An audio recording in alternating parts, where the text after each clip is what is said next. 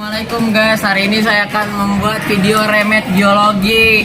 Ya, mana apa namanya? Bilanya besok udah lanjut, ayo. Jadi perkenalkan, namanya siapa? Nama saya Alika Naradewi Dari 103 ya guys ya. Jadi apakah Anda tahu? Nggak tahu teknologi ya. Oke. Bioteknologi itu berasal dari kata bios yang artinya makhluk hidup, tekno artinya penerapan, dan logos artinya pengetahuan. Jadi bioteknologi adalah suatu cabang ilmu biologi yang mempelajari tentang pemanfaatan makhluk hidup, mikroorganisme seperti bakteri, jamur, atau ganggang dengan menggunakan teknologi sehingga menghasilkan produk atau jasa, pemberantasan hama, pemeriksaan logam, dan pengolahan limbah. Yang kedua adalah macam-macam bioteknologi. Apakah Anda tahu tentang macam-macam bioteknologi? Jadi bioteknologi ini ada bioteknologi konvensional dan bioteknologi modern. Jadi perbedaannya adalah bioteknologi konvensional dan bioteknologi modern itu adalah bioteknologi konvensional dimulai sejak awal peradaban manusia, sedangkan bioteknologi modern berkembang setelah ditemukan struktur dan fungsi DNA. Yang kedua adalah bioteknologi konvensional menggunakan seluruh bagian tubuh mikroorganisme, sedangkan bioteknologi modern menggunakan beberapa bagian tubuh mikroorganisme. Yang ketiga, bioteknologi konvensional menggunakan peralatan dan metode sederhana, sedangkan bioteknologi modern menggunakan peralatan dan metode yang sudah canggih. Ya, yang keempat, bioteknologi konvensional prosesnya kurang steril, hasil produk sedikit dan belum terjamin kualitasnya. Ya, dan sedangkan bioteknologi modern proses sudah steril, hasil produk banyak dan sudah terstandarisasi. Contoh dari bioteknologi konvensional adalah keju, yogurt, tempe, kecap, tape, nata de coco, oncom, roti, tauco, dan mentega. Dan sedangkan bioteknologi modern contohnya adalah pembuatan antibiotik, kultur jaringan, cloning hewan, dan lain-lain. Apakah Anda sudah paham dengan penjelasan yang sudah saya berikan? Jelas. Ya udah. Sekian, terima kasih ya Naya atas waktunya. Halo guys, ini kembali lagi kita akan mewawancarai siapa ini namanya, perkenalkan diri dulu. Minggu aja.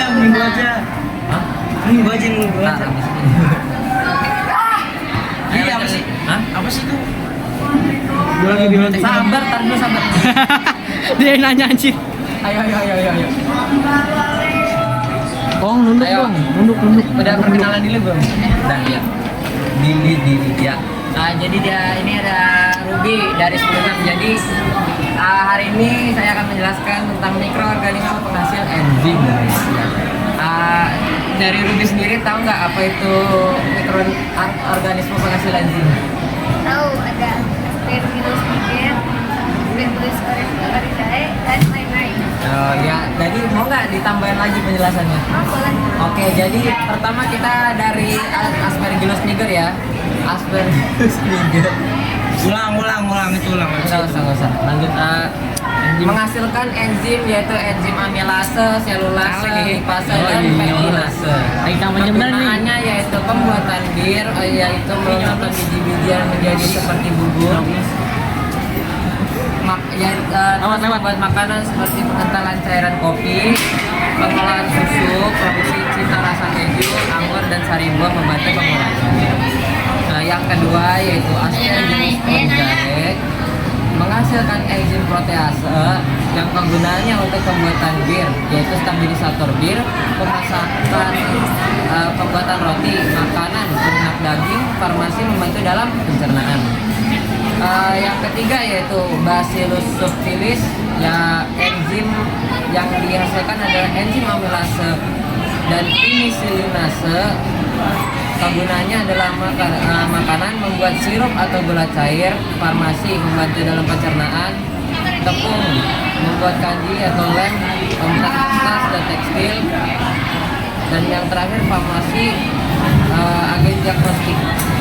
Yang keempat yaitu leoponostok mesenterides.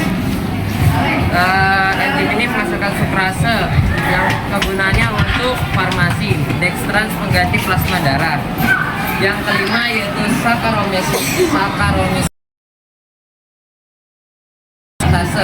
untuk pengolahan susu, mencegah kristalisasi laktosa dalam es krim dan Bisa 20 detik lagi. 10 detik. 20 detik. Penutupan. Oh, penutupan. Ya, apakah ya berarti sudah cukup jelas dengan penjelasan yang sudah saya berikan.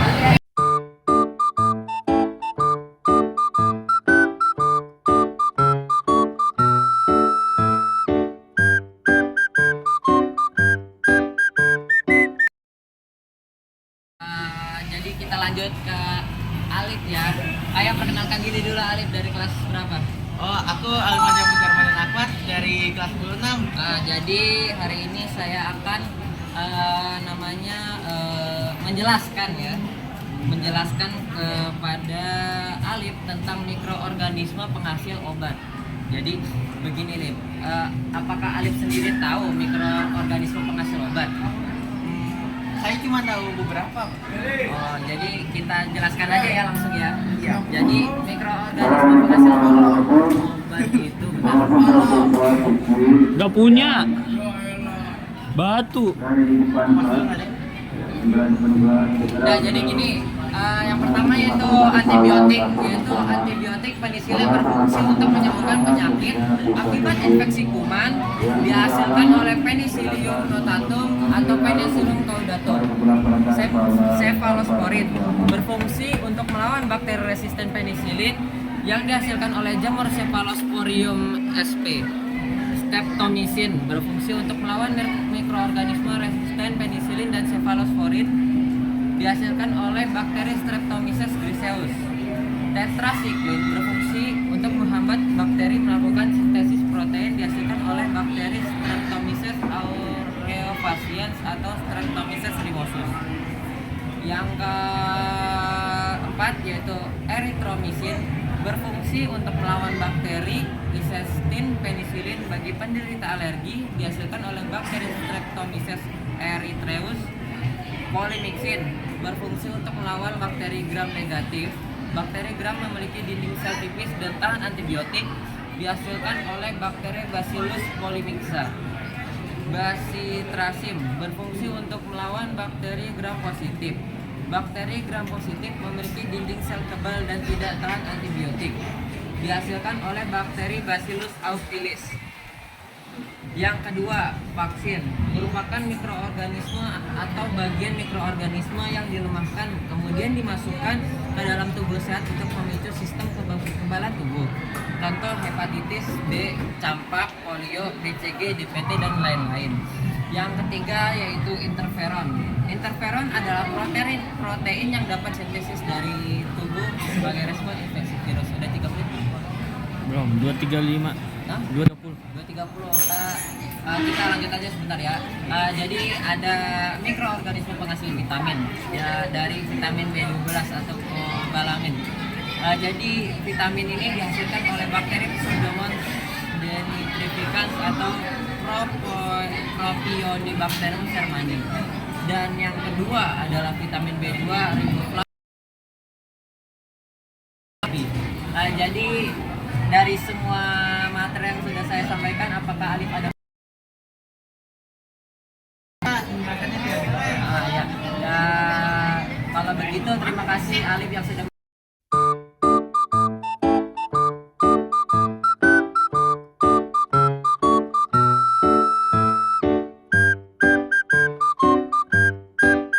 Selanjutnya kita akan mewawancarai Kayla dari kelas 10-11. Saya perkenalkan diri dulu. Kayaknya tadi lu nyebut dah sih. Tapi nggak apa-apa dah. Kayla dari 10-11. Coba lo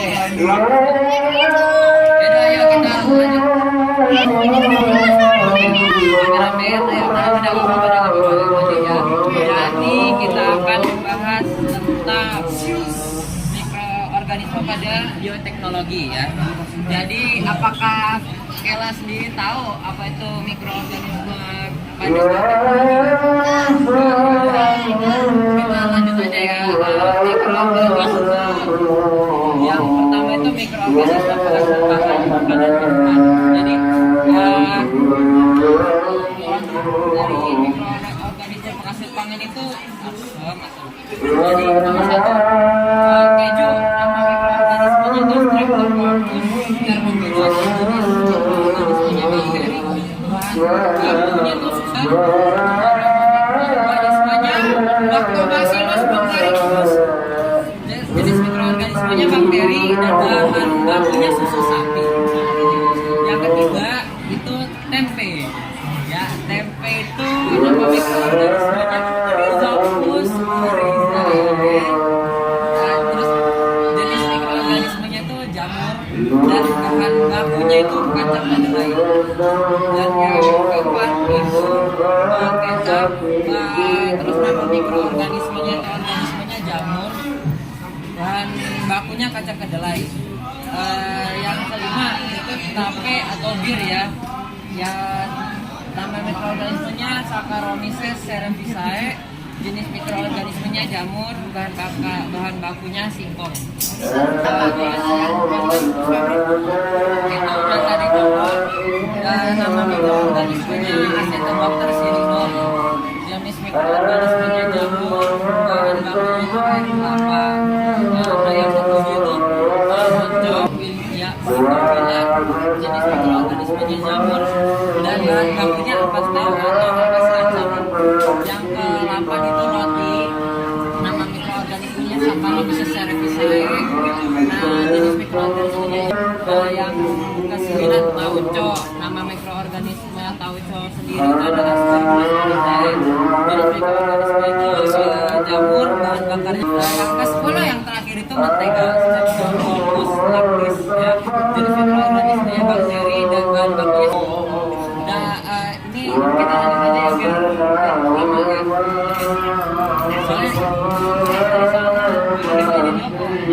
jadi kita lanjut mikroorganisme penghasil protein sel tunggal, yaitu PSD. Protein sel tunggal adalah bahan makanan suplemen makanan seperti bakteri atau gagang hijau biru atau cyanobacteria, Spirulina sp atau gagang hijau, Cytolophyta atau Chlorella sp atau jamur Saccharomyces cerevisiae. Yang terakhir yang akan saya jelaskan pada yang lainnya adalah mikroorganisme penghasil yang pertama adalah asam amino biasakan oleh bakteri asam glutamat, glutamicum. Yang kedua adalah asam asetat biasakan oleh bakteri Acetobacter aceti, dan asam sitrat biasakan oleh jamur Aspergillus niger. Ya, sekian dari saya. Ada yang ingin ditanyakan dari kalian sendiri? Sudah cukup jelas ya?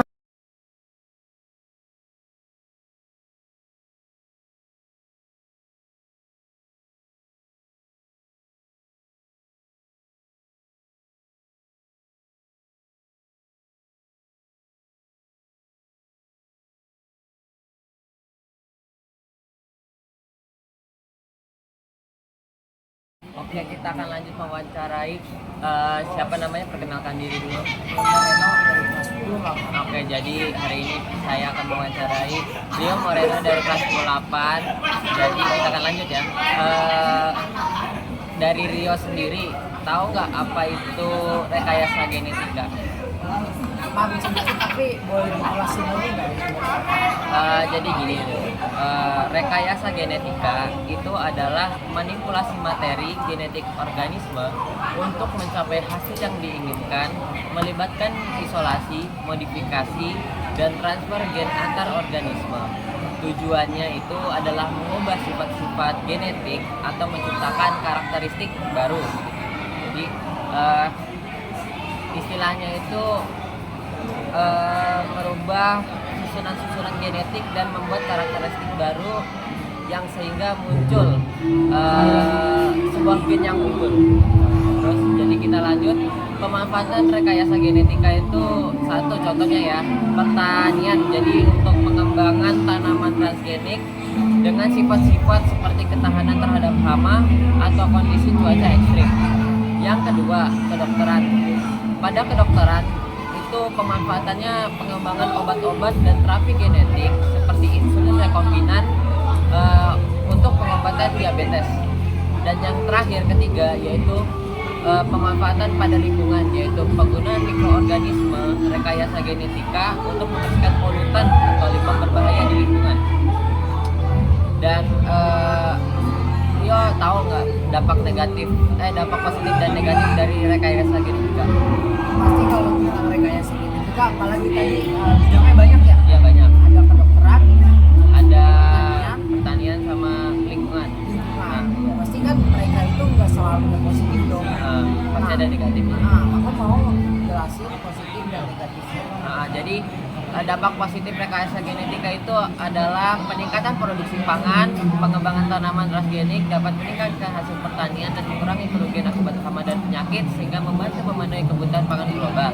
Yang kedua yaitu konservasi spesies.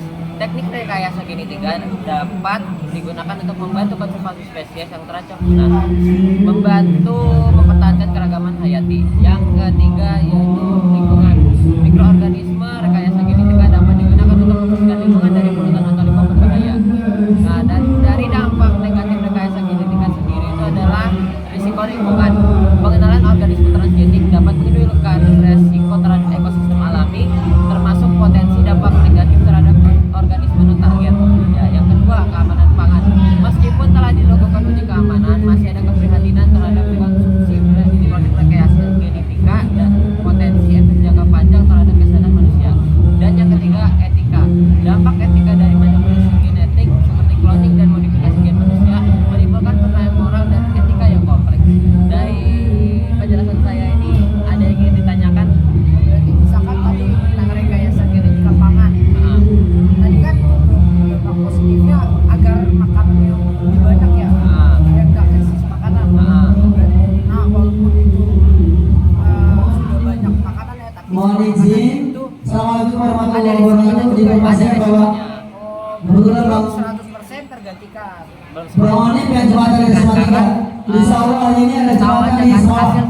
Jadi siswa-siswi yang beragama Islam yang masih ada di lingkungan sekolah untuk bisa melaksanakan sholat jembatan di sekolah. Insya Allah sholat jembatan hari ini akan dihadiri oleh Bang Oni yang tadi sudah diceramah dari Palestina. Terima kasih. Rio ya. Ya, oke, makasih. Oke. Kita lanjut ke perkenalkan diri dulu, Kak. Halo, perkenalkan nama saya Tivina Ramdhani Lingga dari kelas 11.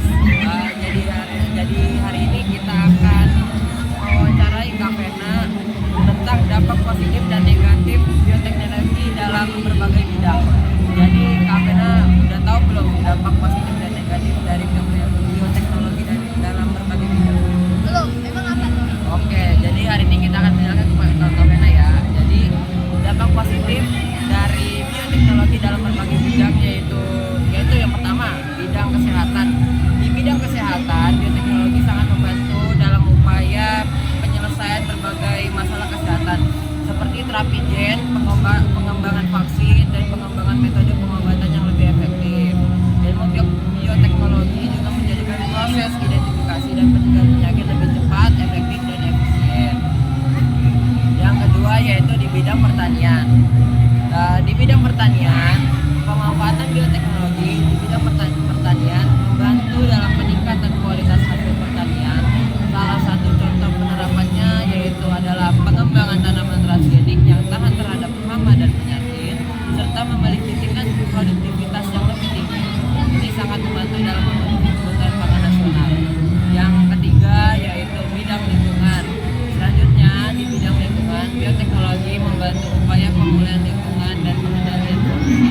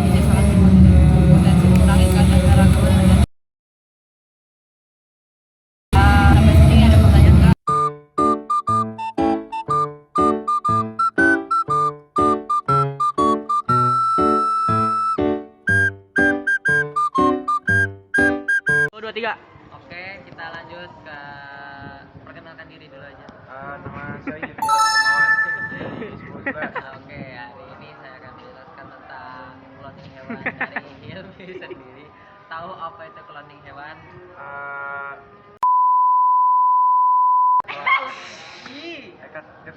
Jadi aman. Aman ntar gue edit. Hewan. Kamu tahu sih. Yaudah kita lanjut aja. Jadi cloning hewan itu adalah proses di mana seluruh organisme direproduksi dari sel yang diambil dari organisme induk secara aseksual sehingga menghasilkan keturunan yang secara genetik identik. Ini berarti hewan cloning merupakan duplikat sama persis dari induknya, yang berarti juga memiliki DNA yang sama. Jadi asal-usulnya gimana sih?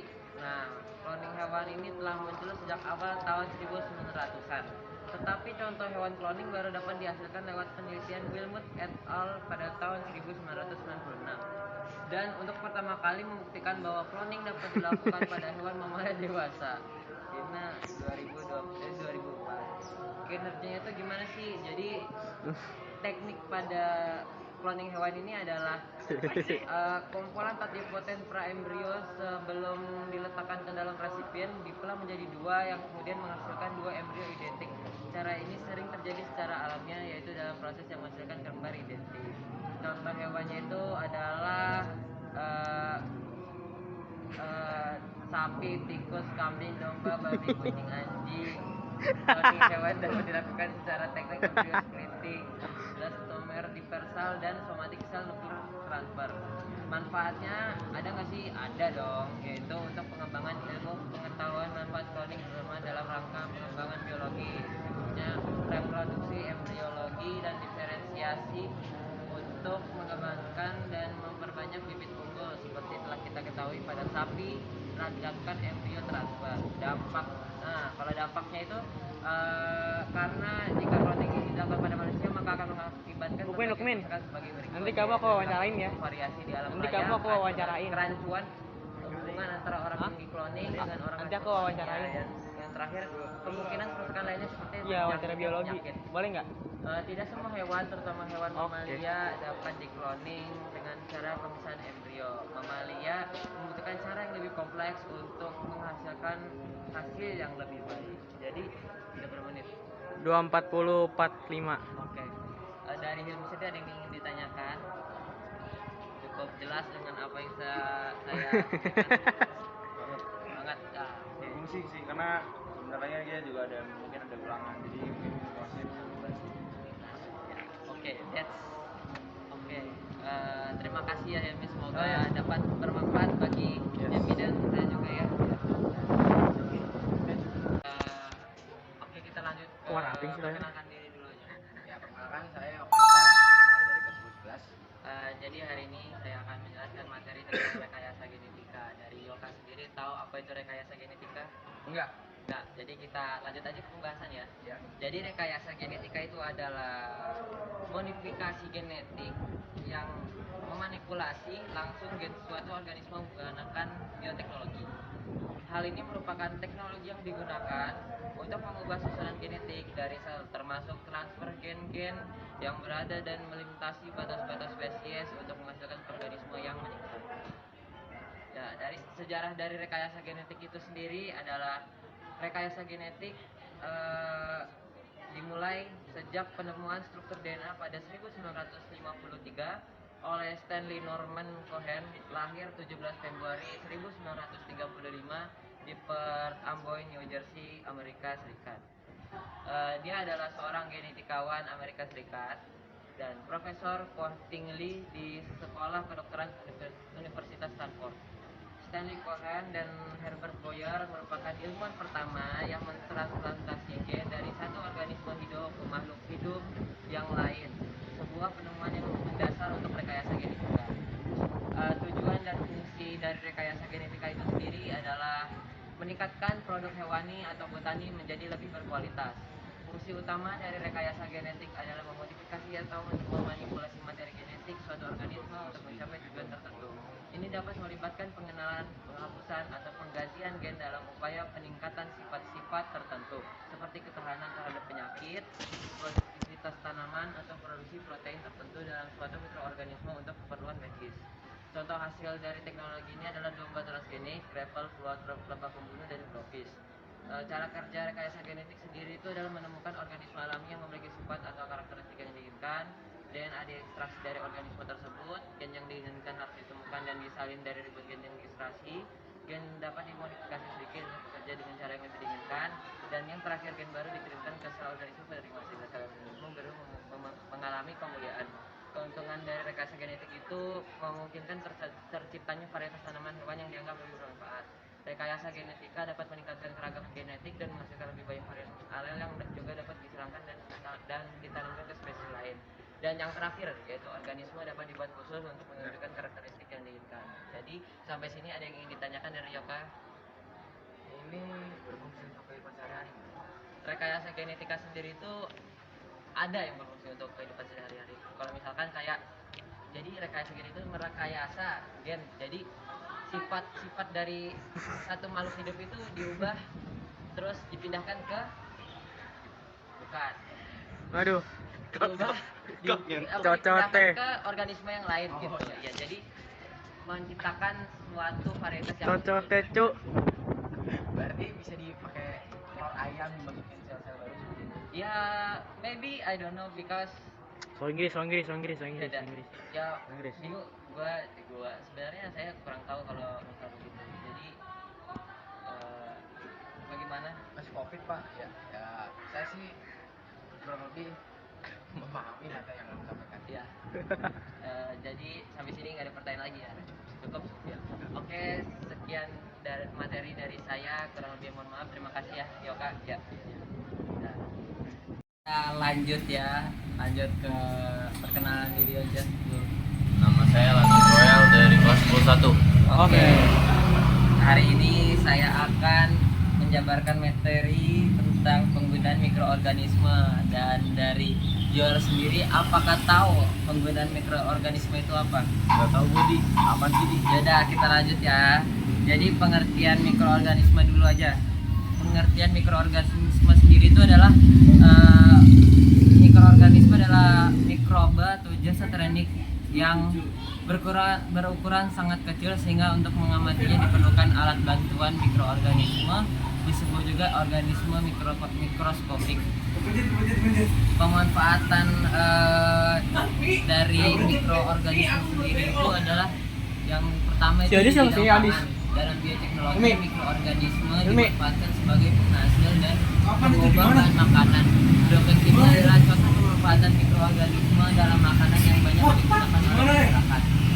Mikroorganisme yang berperan dalam pembuatan yogurt adalah Lactobacillus paracasei, Lactobacillus plantarum, Lactobacillus vulgaricus, Streptococcus thermophilus, dan Lactobacillus plantarum. Mikroorganisme yang cocok digunakan pada proses pembuatan nata de coco yaitu Acetobacter xylinum. Sedangkan untuk membuat keju, mikroorganisme yang sering digunakan adalah Lactobacillus casei. Pembuatan tempe menggunakan mikroorganisme Lactobacillus fermentum, Rhizopus oligosporus, atau Rhizopus stolonifer. Mikroorganisme pangan. Berikut ini adalah daftar mikroorganisme yang digunakan dalam bioteknologi pangan yang produknya bisa kita jumpai sehari-hari. Mikroorganisme tempe yang membantu proses fermentasi kacang kedelai ada beberapa. Di antaranya adalah Rhizopus auridae, Lactobacillus fermentum, Rhizopus oligosporus, dan Rhizopus stolonifer. Penicillium camemberti adalah salah satu spesies fungi yang digunakan dalam proses pembuatan keju. Selain itu, bakteri yang digunakan dalam proses pembuatan keju adalah Lactobacillus casei. Mikroorganisme yogurt juga ada beberapa macam, contohnya Lactobacillus paracasei, Lactobacillus plantarum, Lactobacillus vulgaricus, dan Streptococcus thermophilus. Aspergillus wenti, jenis makanan yang biasakan melalui proses fermentasi kacang kedelai oleh jamur Aspergillus wenti adalah kecap. Acetobacter xylinum adalah bakteri yang digunakan dalam proses fermentasi nata de coco.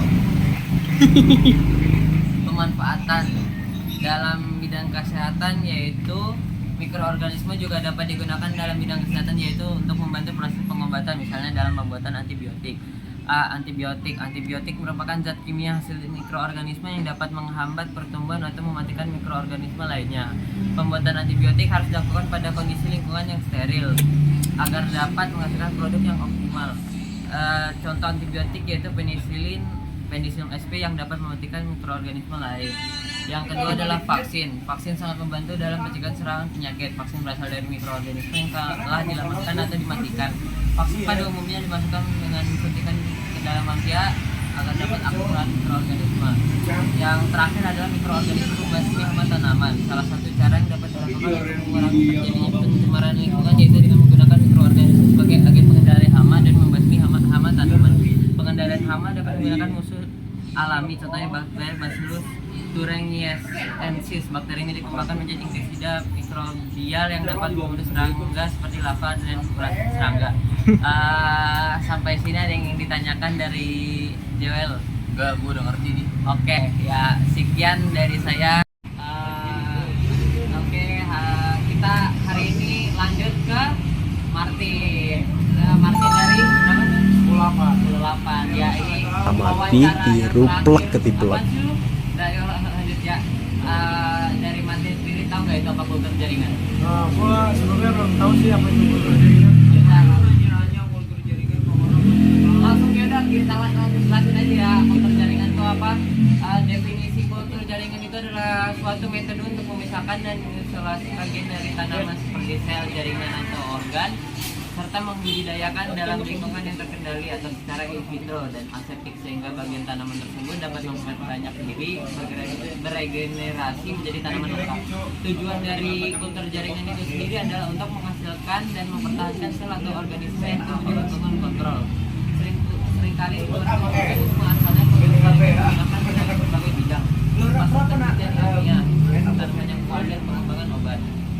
Sejarah pengembangan kultur jaringan itu sendiri adalah kultur jaringan dikutip dari buku Plant Propagation by Tissue Culture 2008 karya Edwin F. George dan kawan-kawan. Kultur jaringan tanaman merupakan ilmu menanam tanaman menggunakan sel jaringan maupun organ yang diisolasi dari tanaman induk pada media buatan. Sementara menurut Trevor Arthur dalam jurnal Plant Tissue Culture 2007, kultur jaringan tanaman adalah kultur aseptik sel jaringan, organ dan komponennya di bawah kondisi ditentukan secara in vitro. Dengan demikian, kultur jaringan tanaman merupakan teknik menemukan tanaman menggunakan sel jaringan atau irisan organ tanaman pada media buatan yang mengandung zat yang bersifat aseptik.